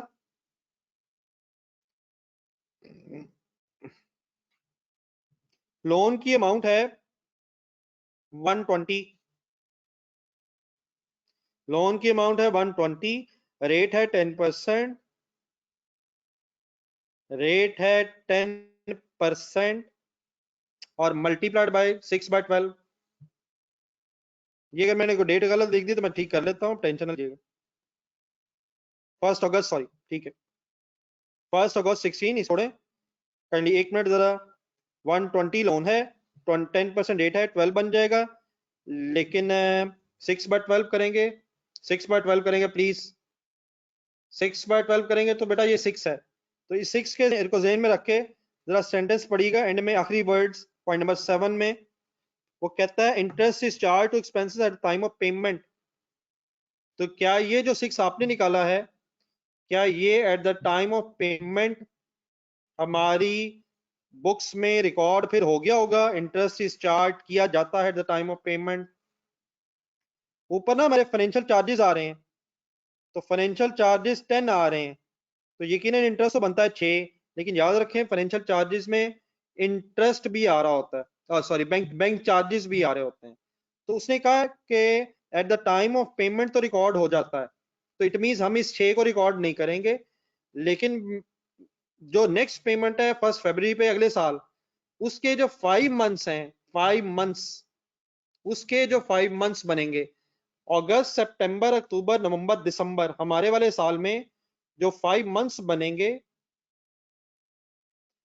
5 मंथ्स का इंटरेस्ट तो हम पेबल बनाएंगे, लेकिन उसने कहा कि जो पेमेंट होती है वो इंटरेस्ट चार्ज कर दिया गया है, चार्ज कर दिया जाता है, इंटरेस्ट इज चार्ज किया जाता है, इज इंटरेस्ट चार्ज किया जाता है एक्सपेंसेस को पेमेंट के वक्त। तो 6 मिलियन को हम रिकॉर्ड नहीं करेंगे क्योंकि उसकी इस साल पेमेंट हुई होगी और देयरफॉर वो रिकॉर्ड हुआ होगा इस पॉलिसी के मुताबिक। हाँ, जो बाकी 5 महीने हैं, क्योंकि उनकी पेमेंट अगले साल हुई है, अगले साल होगी, तो अगले साल जो पेमेंट होगी वो पेमेंट के वक्त तो रिकॉर्ड हो जाएगी, लेकिन अक्रूवल बेसिस पे अगर पेमेंट नहीं भी हुई तो रिमेनिंग 5 मंथ सितंबर अगस्त से लेके दिसंबर तक के 5 मंथ्स का इंटरेस्ट पेएबल रिकॉर्ड होगा।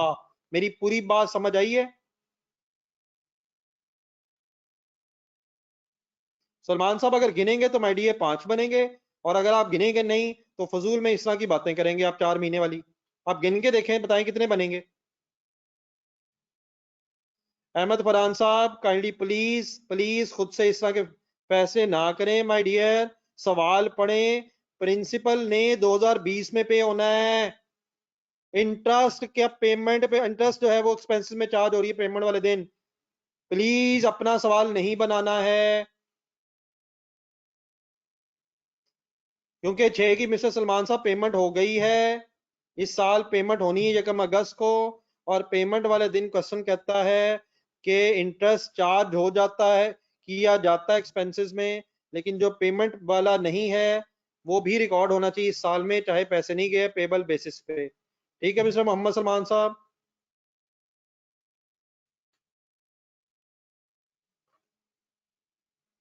जी मैं फाइनली ये कहना चाह रहा हूँ, 1 मिनट में आखिरी बात कर दूं। अगर आपको इवन देन कंफ्यूजन हो तो फिर मेरे से डिस्कस कर लीजिएगा। बात सिर्फ ये है सर,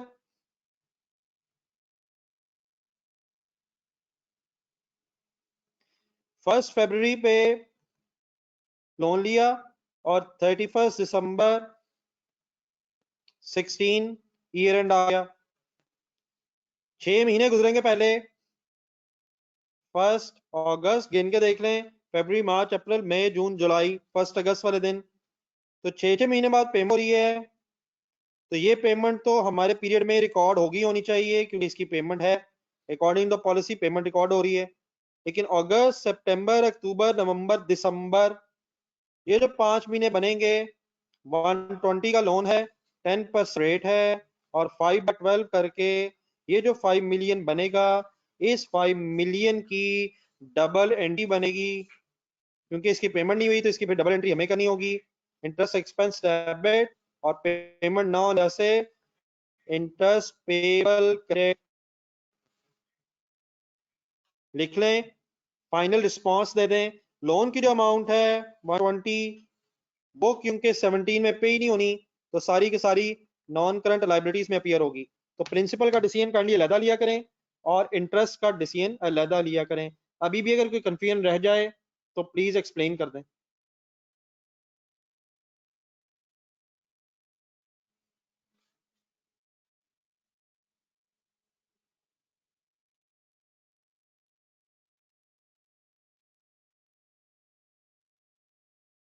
जी अल्लाह का शुक्र है सर, मैंने टाइमलाइन बना दी सर।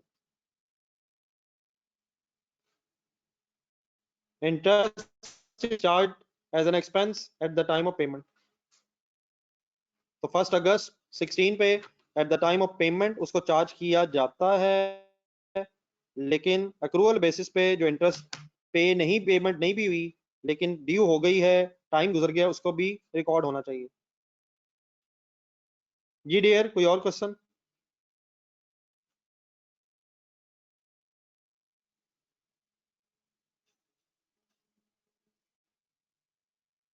जी सर, आपकी चॉइस है सर, पेपर में वर्किंग की कोई, अगर आप वैसे कर सकते हैं तो ठीक है, कोई जरूरत नहीं।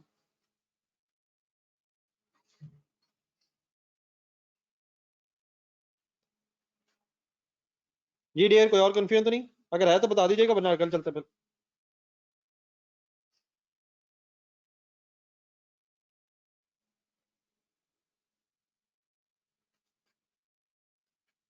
अच्छा साहब, आप सोच के नहीं लिख सकेंगे सर? टाइमलाइन बना लीजिएगा सर।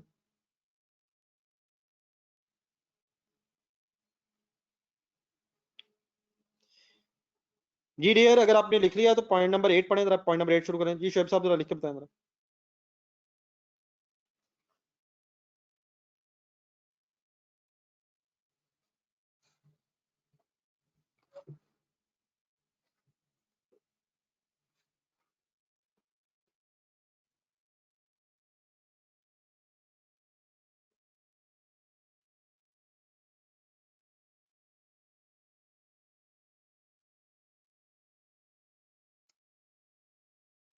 जी अब आगे last point but very important one.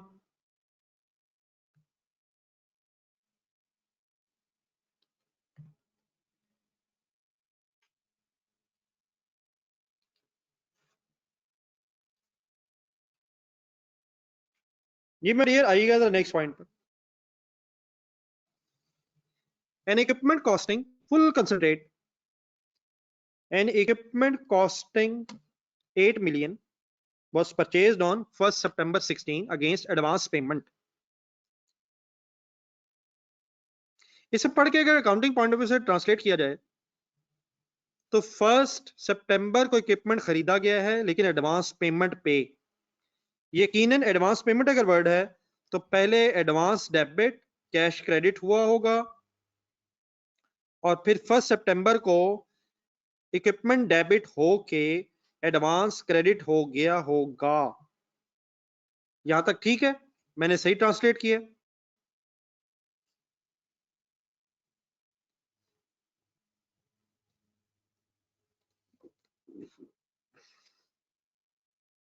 The equipment was not used and returned on 31st December 16।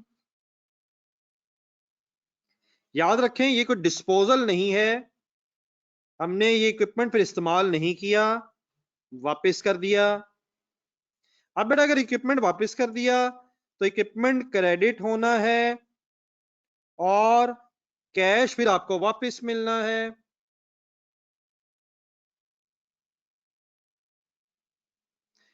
ठीक है सर, मैंने सही कहा है? लेकिन सर ये गुड्स नहीं है, परचेज रिटर्न वर्ड लगा के मुनासिब नहीं है, ये वर्ड इक्विपमेंट ही यूज होना चाहिए। इक्विपमेंट क्रेडिट कहना चाहिए, परचेज रिटर्न्स नहीं है, गुड्स वर्ड नहीं है या इन्वेंट्री वर्ड्स नहीं है। ये इक्विपमेंट खरीदा था, यूज होना था लगता है इसने लेकिन किया नहीं, रिटर्न हो गया। इन्वेंट्री या परचेज का वर्ड नहीं लगाना चाहिए।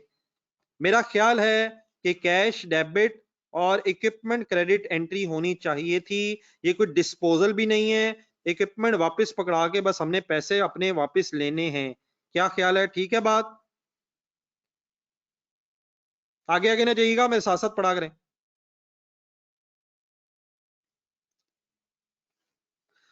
अब आगे पढ़े जरा। The supplier underline the words agree to set off the cost of equipment against the amount payable by RL कौन है? RL कौन है? RL कौन है? RL हमारे बिजनेस का नाम है, RL हम हैं। RL का नाम मतलब क्या है? रेनबो लाइट्स हम हैं। ट्रांसलेट करें, गेम ऑन हो गई है, गेम ऑन होगी माय डियर, गेम ऑन होगी। क्या हो गया? Supplier agree to set off the cost of the equipment against amount. क्या हमने भी पैसे देने थे? पेबल बाय आरएल, क्या हमने भी पैसे देने हैं? तो सप्लायर एग्री कर गया है कि जो आपने पैसे देने हैं उनके साथ सेट ऑफ कर लें। सेट ऑफ का मतलब कॉन्ट्रा कर लें। लिखें वर्ड कॉन्ट्रा। जी ठीक है कर लेते हैं, अभी ठहरे ठहरे छागे छागे, ठीक है ठीक है ठीक है ठीक है। हसन छागे। अब आए लास्ट सेंटेंस पढ़ें। The return as well as reversal of depreciation is yet to be recorded in the books. देखिए ये इक्विपमेंट यूज तो नहीं हुआ था, देयरफॉर शायद डेप्रिशिएट होना तो नहीं चाहिए था, लेकिन लग रहा है क्वेश्चन के वर्ड से कि एक तो रिटर्न रिवर्स करनी, रिटर्न की एंट्री रहती है और फिर reversal of depreciation. In word से लग रहा है कि डेप्रिसिएशन चार्ज हो गई है। देयरफॉर दो काम हमें करने हैं, एक तो रिटर्न की एंट्री करनी है और एक डेप्रिसिएशन की रिवर्सल रिकॉर्ड करनी है। सही कह रहा हूं मैं?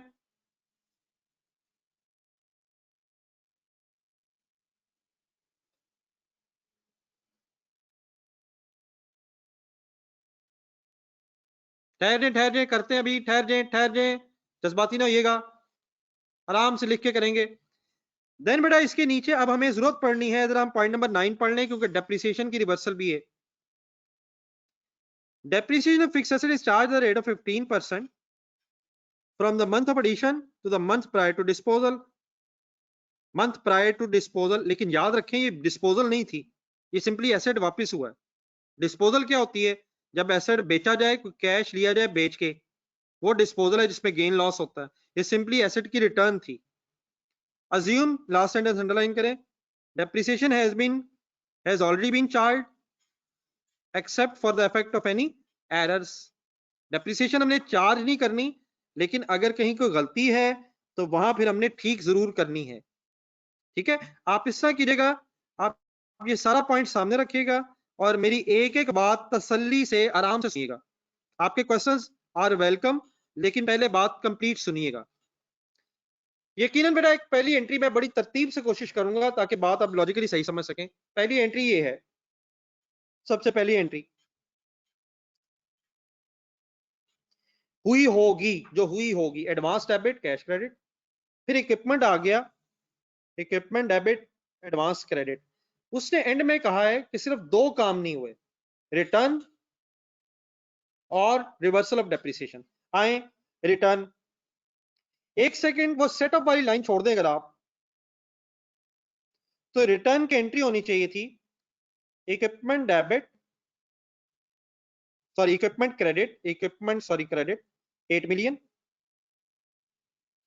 और रिसीवेबल डेबिट होना चाहिए था 8 मिलियन, होना चाहिए था।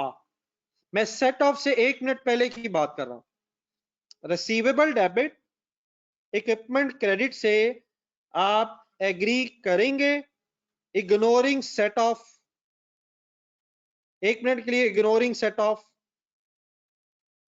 ये पैसे हमारे रिसीवेबल हो गए थे, अगर हमने, राशि साहब हम कर सकते थे, लेकिन क्योंकि हमें पैसे मिले नहीं हैं, हमने सेट ऑफ करने हैं, इसलिए मैं रिसीवेबल बना रहा हूं। ठीक है मिस्टर राशिद है, मिस्टर मोहम्मद समथिंग। अब आए, मैं कॉन्ट्रा एंट्री करना चाह रहा हूं। मैं डेटर और क्रेडिटर वर्ड इसलिए यूज नहीं करूंगा क्योंकि डेटर और क्रेडिटर वर्ड यूज करते हैं जब गुड्स होती हैं, तो हम ये वर्ड यूज कर सकते हैं पेएबल डेबिट। अब मैं कॉन्ट्रा करने लगा हूं, पेएबल जो हमने देना था, पेएबल टू सप्लायर डेबिट, थोड़े से एक्स्ट्रा वर्ड लगा रहा हूं just to make the thing clear, payable to supplier debit, बल्कि यहां भी रिसीवेबल फ्रॉम सप्लायर, जरा वर्ड लगा लेता हूं। डेटर क्रेडिटर वर्ड सेल और परचेजेस के लिए, गुड्स की सेल, गुड्स की परचेज, और इसके अगेंस्ट फिर रिसीवेबल फ्रॉम सप्लायर क्रेडिट। बात क्लियर है? बात क्लियर है? ऑब्वियसली इन दोनों एंट्रीज को नेट ऑफ करके एक भी बनाया जा सकता है, लेकिन मेरा नहीं ख्याल उसकी जरूरत है। हम दो एंट्रीज में बात अंडरस्टैंड कर लेते हैं, लिख लें। अच्छा आप डेफिनेटली अपने नीचे लिखिएगा, वहीं मैं जरा आपके सामने लिखना चाह रहा था, बहुत नीचे नहीं जाना था, क्वेश्चन जरा सॉल्व करना चाह रहा था।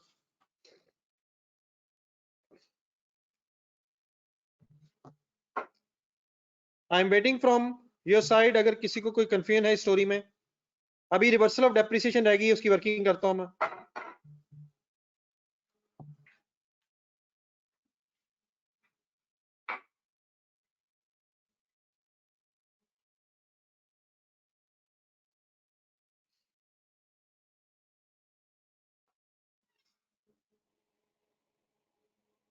बेटा Hasan kindly look at the question, look at the question. सारी एंट्रीज नहीं करनी होती, ट्रायल बना हुआ है, सिर्फ जो एंट्रीज रह गई होती हैं वो करना है। क्वेश्चन के इस पॉइंट के लास्ट में पढ़ें क्या क्या नहीं हुआ, क्या सारी एंट्रीज ही नहीं हुई, क्या सारी एंट्रीज ही नहीं हुई, या return as well as reversal of depreciation is yet to be recorded, क्या सिर्फ ये दो काम नहीं हुए या कुछ भी नहीं हुआ?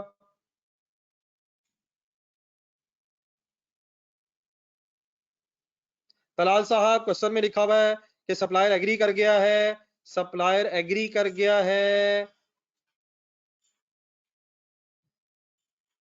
दो काम दूसरा होने लगा है माय डियर। ये एक ही काम मैंने दो हिस्सों में किया है, दूसरा रिवर्सल ऑफ डेप्रिसिएशन वाला रहता है, मैं करता हूँ। तलाल साहब क्वेश्चन में लिखा हुआ है कि सप्लायर एग्री कर गया है कि रिसीवेबल और पेबल ने नेट होना है। रिसीव वो मान गया है कि पैसे सेट ऑफ कर लें जो हमने पैसे पे करने हैं। ठीक है तलाल साहब, जस्ट अ मिनट, एक मिनट रुकिएगा तो मैं क्वेश्चंस के आंसर दे दूं पहले। रुक जाए जी। सेकंड एंट्री जरा दोबारा सुने, जस्ट अ मिनट, अभी कोई क्वेश्चन आए जब मैं दोबारा कहूंगा फिर क्वेश्चन भेजिएगा, जस्ट एक मिनट जरा, पहले यहां तक बात कंप्लीट करना है। सेकंड एंट्री बेटा ये है, हमारा रिसीवेबल एस्टेब्लिश हो गया था mister Suleman and mister Ali Ali Hamza. हमारा रिसीवेबल हो गया था जब हमने इक्विपमेंट वापस किए, लेकिन वो कहता है, सेंटेंस पढ़े, the supplier agree to set off, sentence पढ़े जरा, सप्लायर मान गया है, एग्री हो गया है कि सेट ऑफ कर लें उन पैसों के साथ जो हमने देने हैं। तो बेटा ना अब हम रिसीव करेंगे ना हम पे करेंगे। तो ना हम रिसीव करेंगे का मतलब रिसीवेबल हमारा खत्म हो गया, और ना हम पे करेंगे तो हमारा पेबल भी खत्म हो गया। लायबिलिटी कम हुई तो डेबिट हो गई, और एसेट कम हुआ तो हमने रिसीवेबल और पेबल को आपस में mister Salman mister Ali Hamza contract कर लिया है, क्योंकि एग्रीमेंट हो गया है कि सेट ऑफ कर लें। ठीक है mister Ali Hamza and mister Suleman.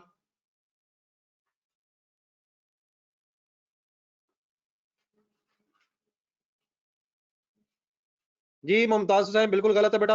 Just a minute, just a minute, just a minute please, जब मैं कहूंगा तब दोबारा क्वेश्चंस भेजिएगा। बेटा मुमताज जो आप बात कर रहे हैं, असल में एंट्री दूसरी सिर्फ नहीं होनी, क्वेश्चन करते वक्त हम दोनों एंट्रीज करेंगे। हाँ ये हो सकता है, गौर से देखिएगा, हम कंपाउंड एंट्री कर सकते हैं, रिसीवेबल और पेबल कट रहा है, हम क्वेश्चन करते वक्त दोनों बेटा एंट्रीज करेंगे, दोनों एंट्रीज करेंगे। लेकिन ये जरूर कर सकते हैं हम कि इन दोनों एंट्रीज को दे के नेट एंट्री बना लें, पेबल डेबिट और इक्विपमेंट क्रेडिट। ठीक है मिस्टर मुमताज हुसैन, आप क्लियर है?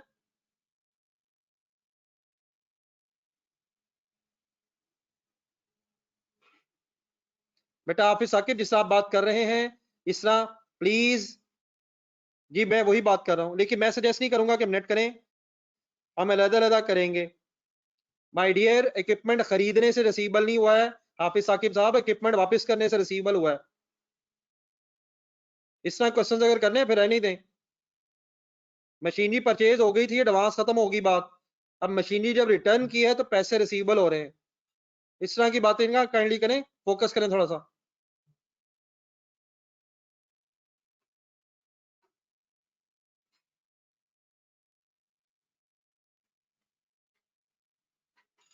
नहीं बेटा ये इसमें let me repeat once again, मेरी बात पूरी सुनिएगा जरा। मेरी सजेशन यही रहेगी, ये एंट्रीज दोनों दोबारा देखें सारे, कुछ कंफ्यूजन है बातों में। हम इनकम स्टेटमेंट बनाते हो तो बेटा इसका कुछ भी नहीं करेंगे, रिसीवेबल डेबिट हुआ, हमारे करंट एसेट्स में आना था, इक्विपमेंट क्रेडिट हुआ, हमारे प्रॉपर्टी प्लांट एंड इक्विपमेंट में से लेस हो जाएगा। Second entry payable debit, payable सब to supplier debit, liability current liability कम होगी, और रिसीवेबल बेटा क्रेडिट होने से, रिसीवेबल क्रेडिट होने से वो जो रिसीवेबल डेबिट हुआ था वो जीरो हो जाएगा। तो एक नेट एंट्री बन सकती है, दूसरी नहीं, दोनों करेंगे। लेकिन अगर उसके नेट इफेक्ट देखें तो पेबल डेबिट है और इक्विपमेंट क्रेडिट है। ठीक है, अब ये एंट्री दोनों क्लियर है? जिन्होंने सवाल पूछा तो बस वो बताइएगा।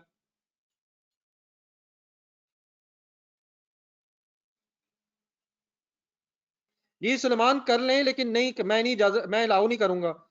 आप कभी भी नेट एंट्री बनाने में गलती कर सकते हैं, बेहतर यह है कि आप दो एंट्रीज में कॉन्ट्रा करें।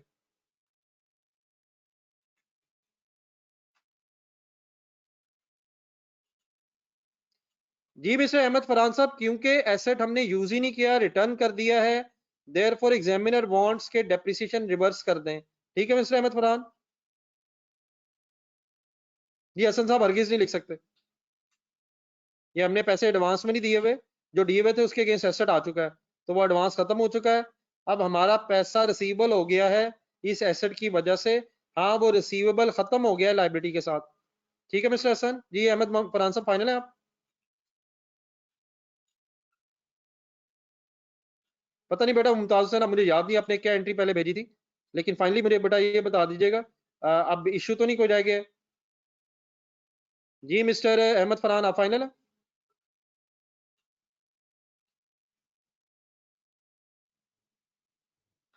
जी बेटा, उसके बाद आप आ जाए सेकंड एस्पेक्ट पे, reversal of depreciation. Reversal of depreciation के एंगल से पढ़िएगा जरा। जी ठीक है सलमान, जरा सब लोग वर्किंग करके आंसर भेजें बल्कि मुझे, ये मंथ्स वगैरह भी काउंट करने पड़ने, 1 सितंबर देख के बताइएगा। 8 मिलियन इंटू 15%। अच्छा, रिड्यूसिंग बैलेंस लिखा तो हुआ है, लेकिन ऑब्वियसली पहला साल है, इसलिए क्यूमुलेटेड अप्रिसिएशन का इशू नहीं है। तो मल्टीप्लाइड बाय 4/12 हो जाएगा शायद, ये सितंबर, अक्टूबर, नवंबर, दिसंबर, तो 0.4 हो जाएगा। एक रिवर्सल एंट्री सुने, डेप्रिसिएशन की सीधी एंट्री बोले, depreciation debit, accumulated depreciation credit, लेकिन रिवर्सल कर देंगे। क्वेश्चन में एग्जामिनर कह रहा है डेप्रिसिएशन हैज बीन चार्ज, तो वो रिवर्सल मांग रहा है, accumulated depreciation debit and depreciation credit.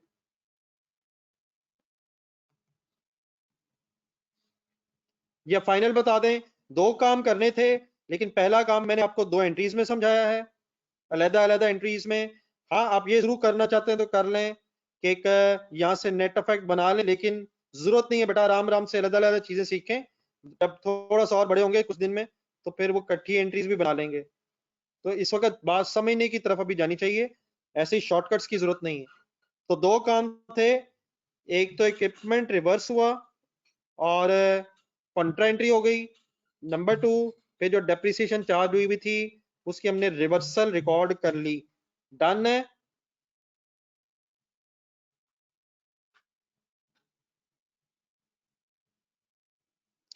चले ऊपर जाए, पॉइंट नंबर 3 में जाए, पॉइंट नंबर सॉरी 4 में। आज अलाउंस की वर्किंग खुद से जरा फाइनल कर दें। डेप्रिसिएशन बेटा उसने कहा है, नीचे लास्ट पॉइंट पढ़ लीजिएगा, डेप्रिसिएशन चार्ज हुई भी है, सिर्फ एक ही मिस्टेक थी, वो हमने ठीक कर ली है। तो कर ली, अब अलाउंस की वर्किंग फाइनल करें। डेटर्स में काफी सारी एडजस्टमेंट्स भी हैं, डेटर्स के अकाउंट को एडजस्ट करें और अलाउंस का लेजर फाइनल करें। डेटर पहले ट्रायल बैलेंस देखा करें, ऑलरेडी डेटर्स का एक बैलेंस आ रहा है 400। तीन एंट्रीज ढूंढें, डेटर्स में तीन एडजस्टमेंट्स नहीं हुई है, खुद से करें, खुद से करें।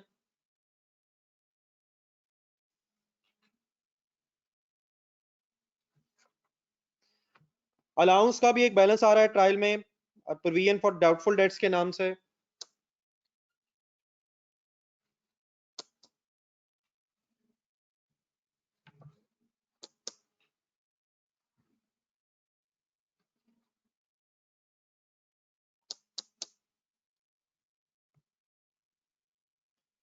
Allowance unadjusted credit balance ₹12 million. Debtors की एडजस्टमेंट ढूंढें, तीन मिलेंगी आपको, ढूंढिएगा। एक sale return debit, sale returns debit, debtor credit by 1 million, sorry 7 million की सेल रिटर्न है। फिर अगली एंट्री ध्यान से देखते रहें, एक सेल डेबिट डेटर क्रेडिट है 1 मिलियन, और एक बेटा वो बैड डेट्स की हमारी फेवरेट एक एंट्री हो गई अब, debtor debit bad debts credit return of वाली।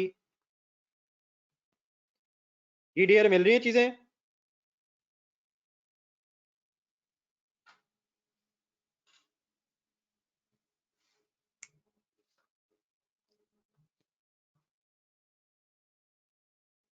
एडजस्टेड डेटर्स बनाएं 402,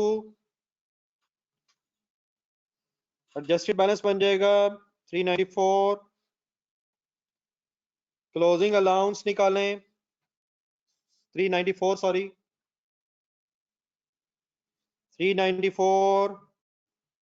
क्लोजिंग बैलेंस आ जाएगा मल्टीप्लाइड बाय 3% करके, गेम आ रही है 11.82 बनेगा ये बैलेंस। कंसंट्रेशन से देख के लेजर बैलेंस कीजिएगा, ओपनिंग ज्यादा है।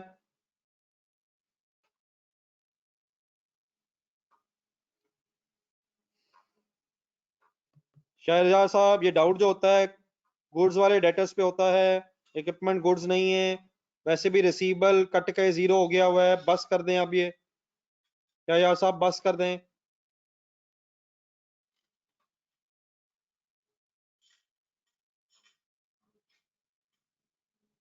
.18 जी शायद साहब ठीक है। और तो वैसे भी रिसीवेबल खत्म हो गया है। Allowance debit, bad debts credit हो रहे हैं, ये एक्सपेंस रिड्यूस हो रहा है। एंट्री बनाएं, .18 की एंट्री बनेगी, allowance debit, bad debts credit, .18। Income statement जब बनाएंगे तो सेलिंग एंड ऑपरेटिंग एक्सपेंसेस में बैड डेट्स की अमाउंट एक्सपेंसेस में से नेट ऑफ हो जाएगी, लेस हो जाएगी। एक्सपेंस कम हो रहा है .18 से। और बैलेंस शीट जब आप बनाएंगे तो वर्किंग हो गई है। 394 के डेटर्स में से 1184 का क्लोजिंग अलाउंस लेस कर देंगे। बात बेटा फाइनली सबको क्लियर हो गई है? कोई इश्यू तो नहीं रह गया किसी चीज में?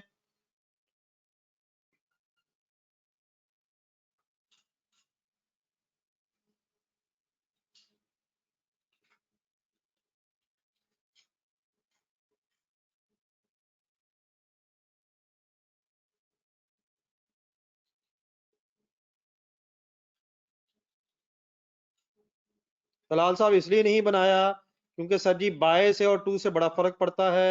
आपने बहुत क्लासें मिस कर दी, ये बिल्कुल गलत बात हो गई है। टू का मतलब होता है तक, और बाय का मतलब होता है इतने से। टू से हमारे पास बाय 240 नहीं, इंक्रीज बाय 240, 240 इस तरह नहीं था। यही तो मसला है, आपने साथ साथ नहीं क्लियर किया।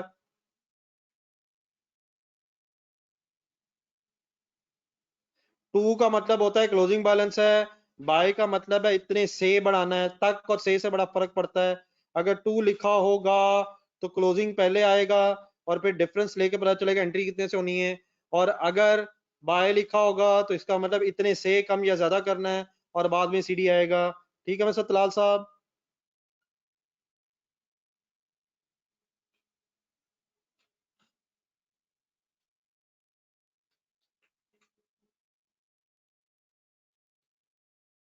जी अहमद फरहान साहब, क्योंकि क्वेश्चन में कहा गया है, क्योंकि आपने यूज नहीं किया इसलिए शायद क्वेश्चन में एग्जामिनर कह रहा है कि रिवर्स कर दें। जी तलाल साहब ओके, एंड मोहम्मद अहमद फरहान साहब। जी बेटा आप शुएब, आप आहिस्ता आहिस्ता चीजें रिपीट होंगी सर। जी राशिद साहब आज नहीं इंशाल्लाह वो कल करेंगे।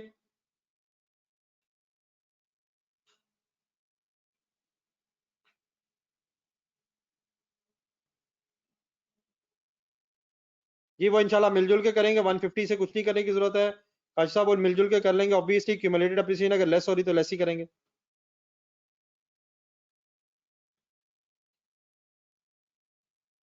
तो भी रिड्यूस बाय था मिस्टर तलाल साहब, फॉर्चून वाले में पढ़ लेते हैं। जस्ट एक मिनट जरा, एक मैं क्वेश्चन का आंसर दे दूं।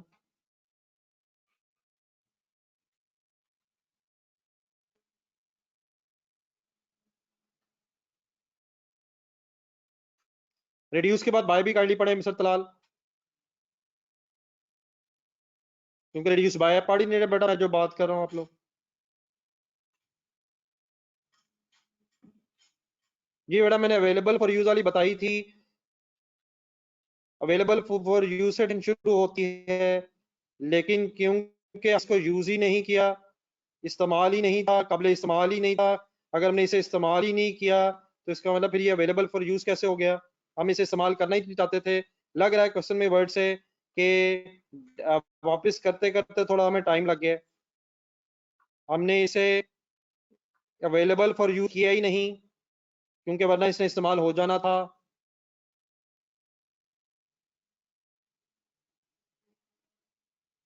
तलाल साहब रट्टे की जरूरत नहीं है, आइंदा क्लास मिस ना हो। रट्टा लगा रहे हैं या इस तरह की बात नहीं बननी है। टू का मतलब होता है तक, देर पर एंट्री करेंगे, क्लोज सीडी देगा, दिया है, और बाय से फिर एंट्री करेंगे। लेकिन ये रट्टा लगाने की जरूरत नहीं है। अहमद फरहान साहब आप फाइनल है सर?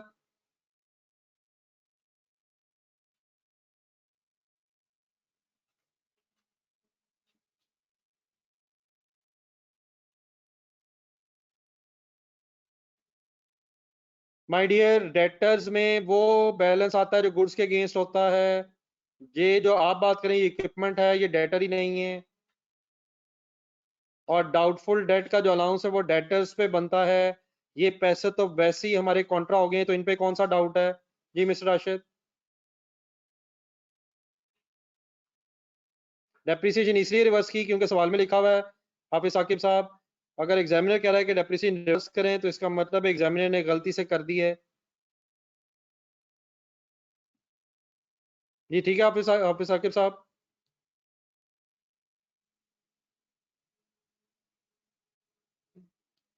जी सर जी, अहमद फरहान साहब आप फाइनल है?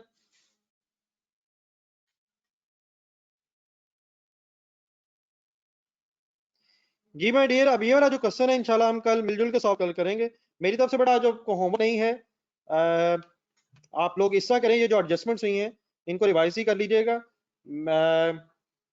कल हम अपने नॉर्मल टाइम पे मिलेंगे और फिर मिलजुल के क्वेश्चन सॉल्व कर लेंगे। फिलहाल अभी शायद दो सवाल, एक एक या एक सवाल इसके बाद भी मेरे साथ आपको करना है, फिर इंशाल्लाह आप इंडिविजुअल क्वेश्चंस की पोजीशन में आ जाएंगे। तो कल इंशाल्लाह हम अपने नॉर्मल टाइम पे मिलेंगे। हमारा कल का नॉर्मल टाइम 2 बजे है, ठीक है सर, याद है? जी काश साहब, अभी नहीं, जब मैं कहूँगा तो आप कर लीजिएगा। जी आरिफ साहब, हमें ओपनिंग की जरूरत ही नहीं है क्योंकि cost of sale already calculate हुई हुई है। तो इंशाल्लाह इस क्वेश्चन को कल मिलजुल के सॉल्व करेंगे और अपने नॉर्मल टाइम 2 बजे इंशाल्लाह मुलाकात होगी। जी अल्लाह हाफिज।